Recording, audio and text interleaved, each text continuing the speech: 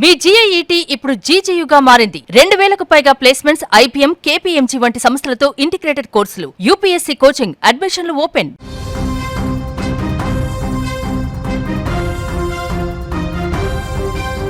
తెలంగాణ రాష్ట్రంలో రోగులకు పెను కష్టం వచ్చి పడింది. ప్రాణాలు కాపాడే వైద్యులు రోడ్లపైకి వచ్చారు. తమ సమస్యలు పరిష్కరించాలంటూ పెద్ద ఎత్తున నిరసనలకు దిగుతున్నారు. దీంతో తెలంగాణ వ్యాప్తంగా ఉన్న ప్రభుత్వ ఆసుపత్రుల్లో వైద్య సేవలు ఒక్కసారిగా నిలిచిపోయే ప్రమాదం కనిపిస్తోంది. ప్రభుత్వ వైద్యుల అసోసియేషన్ పిలుపుతో నేటి నుంచి ఓపీ సేవలను పూర్తిగా బహిష్కరిస్తున్నారు. ఈ నిర్ణయంతో పేద ప్రజలకు వైద్యం అందించే పెద్ద ఆసుపత్రులన్నీ తీవ్ర ప్రభావానికి గురయ్యేలా ఉన్నాయి. రాష్ట్రంలో ప్రభుత్వ వైద్యుల బదిలీల ప్రక్రియ ఇప్పుడు పెద్ద వివాదంగా మారింది. అధికారులు నిబంధనలను పూర్తిగా పక్కన పెట్టేశారని తెలంగాణ గవర్నమెంట్ డాక్టర్స్ అసోసియేషన్ తీవ్ర ఆగ్రహం వ్యక్తం చేస్తోంది.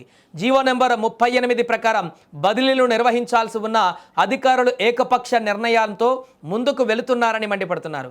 ఈ నిబంధనల ఉల్లంఘన వల్ల వందలాది మంది వైద్యులు తీవ్రంగా నష్టపోతున్నారు. బదిలీల ప్రక్రియలో పూర్తి పారదర్శకత ఉండాలని డిమాండ్ చేస్తూ శుక్రవారం నుంచే సేవలు బంద్ చేస్తున్నట్లుగా ప్రకటించారు. ముఖ్యంగా భార్యాభర్తలు ఒకే చోట పనిచేసేందుకు వీలు కల్పించే స్పౌజ్ కేటగిరీ దరఖాస్తులను అధికారులు పట్టించుకోవడం లేదని వైద్యులు చెబుతున్నారు. తీవ్రమైన అనారోగ్య సమస్యలు ఉన్న వారికి కూడా బదిలీలలో ప్రాధాన్యత ఇవ్వడం లేదు.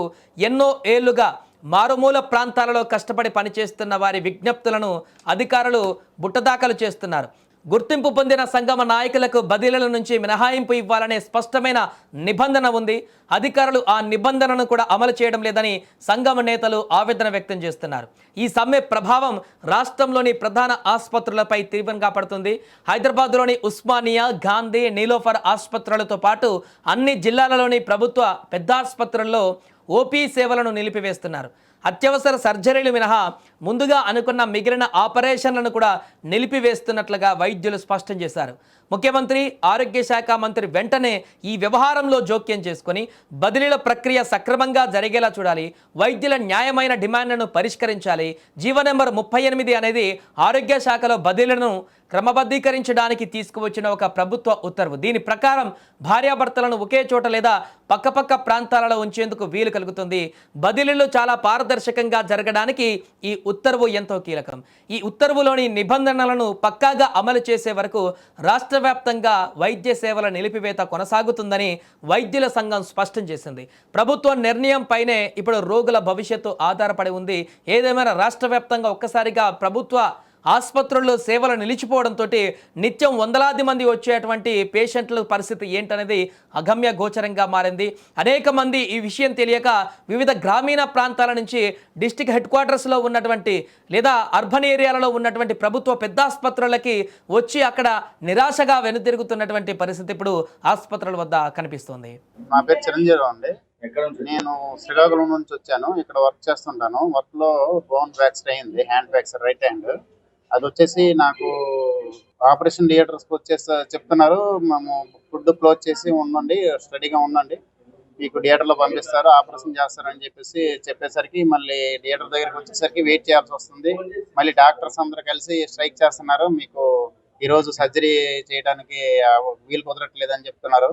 అలాగే రోజు రోజుకి మాకు డే బై డే ఎక్స్టెన్స్ చేస్తున్నారు. స్ట్రెంత్ పెరిగిపోతుంది, మాకు ఇక్కడ వర్కౌట్ అవ్వట్లేదు. మళ్ళీ మేము 5 days 6 days నుంచి అలా ఉండాలంటే, పెయిన్తో ఉండాలంటే మేము బాగా సఫర్ అవుతున్నాము. మేము చూస్తే ఏదో పని వర్క్ చేసుకునే వాళ్ళం, ఫ్యామిలీ నుంచి దూరం నుంచి వచ్చాము.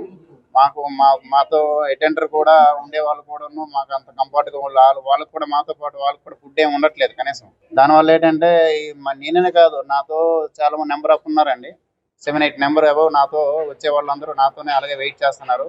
వాళ్ళు 14 days అవుతుంది, 20 days అవుతుంది, 22 days. అంత సర్జరీకి వచ్చే వాళ్ళు అంత వెయిట్ చేయాలంటే ఎలా పెయిన్తో ఉంటారండి.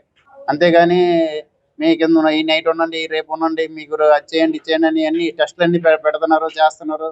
అన్ని చేసేసరికి మళ్ళీ చివరి స్కనం వచ్చేసరికి థియేటర్లో వెయిట్ చేయాల్సి వస్తుంది.